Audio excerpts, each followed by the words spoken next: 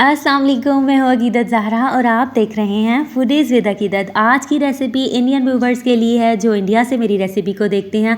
आज हम बनाने जा रहे हैं रंगीन सेवइयाँ। दिवाली आने वाली है तो इस रेसिपी को आप ज़रूर ट्राई कीजिए। आप इसे ईद पे बना सकते हैं, किसी भी त्यौहार पर आप इसे बना सकते हैं। बहुत ही ज़बरदस्त रेडी होती है, ऐसे लगता है जैसे आप रबड़ी खा रहे हैं। तो चलिए मज़ेदार सी रेसिपी स्टार्ट करते हैं। एक बॉक हमने लिया है, 2 टेबलस्पून हम इसमें देसी घी ऐड कर देंगे।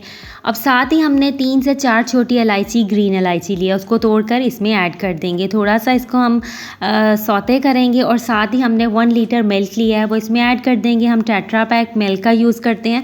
जब भी कोई आप इस तरह से मीठी डिश बनाएं तो उसके लिए आप टेट्रा पैक मिल्क का ही यूज़ करें, डब्बे का मिल्क यूज़ करें, बहुत ही टेस्टी होता है।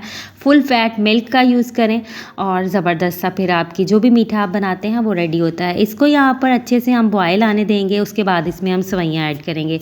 तो यहाँ दूध जो है बहुत अच्छे से इसमें बॉयल आ चुका था। आधा कप हमने रंगीन सेवइयों का लिया है जो कि हम इसमें ऐड कर देंगे और इसे हम एक बार अच्छे से मिक्स कर देंगे। अब यहाँ पर हम लो फ्लेम कर देंगे और 15 मिनट के लिए इसे हम इसी तरह पकने देंगे।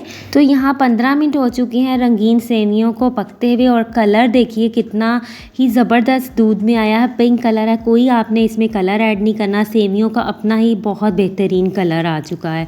पिंक पिंक सी आपको ये दिखने लगी हैं। अभी मज़ीद इसे पकाएंगे और मज़ीद इसका कलर आप देख सकते हैं कितना ज़बरदस्त हो जाएगा। तो यहाँ पर 15 मिनट बाद हमने इसमें 1/4 कप शुगर ऐड कर देनी है और इसे एक बार अच्छे से मिक्स कर लेना है।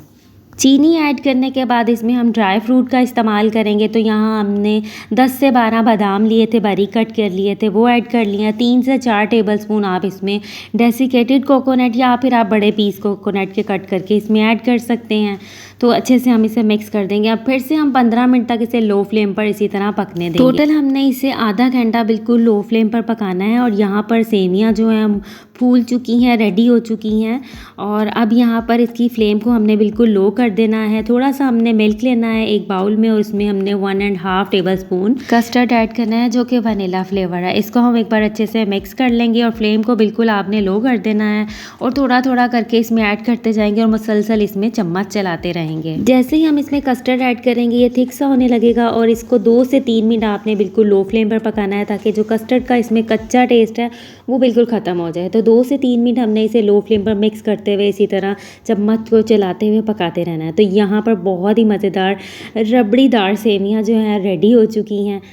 रंगीन सेवइयों का अपना ही बहुत खूबसूरत पिंक कलर आया है।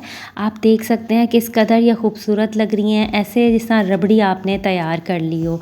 बस इसको हमने अच्छे से मिक्स कर लिया है। अब इसे हम प्लेट आउट कर लेंगे। इसे जब आप खाएंगे और दूसरों को भी जब ये खिलाएंगे तो सभी ये पूछेंगे ये आपने सेवइयाँ किस तरह से रेडी की। और बनाना देखिए आप किस कदर ईजी है और खाने में सभी आपसे पूछेंगे कि रबड़ी सेवइयाँ आपने किस तरह से रेडी की हैं। तो चलिए ये हो चुकी है रेडी, इसे करते हैं हम प्लेट आउट। मज़ेदार रंगीन सेवइयाँ रेडी हो चुकी हैं। आज की रेसिपी अच्छी लगे लाइक शेयर ज़रूर कीजिएगा, ये आपकी तरफ से प्यार है, इनाम है। और चैनल को सब्सक्राइब करना बिल्कुल मत भूलिएगा। बेल आइकन ज़रूर प्रेस कीजिएगा ताकि नई आने वाली वीडियोज़ आप तक पहुंच सकें। अपना बहुत सा ख्याल रखिएगा, अपनी दुआओं में याद रखिएगा। अल्लाह हाफिज़।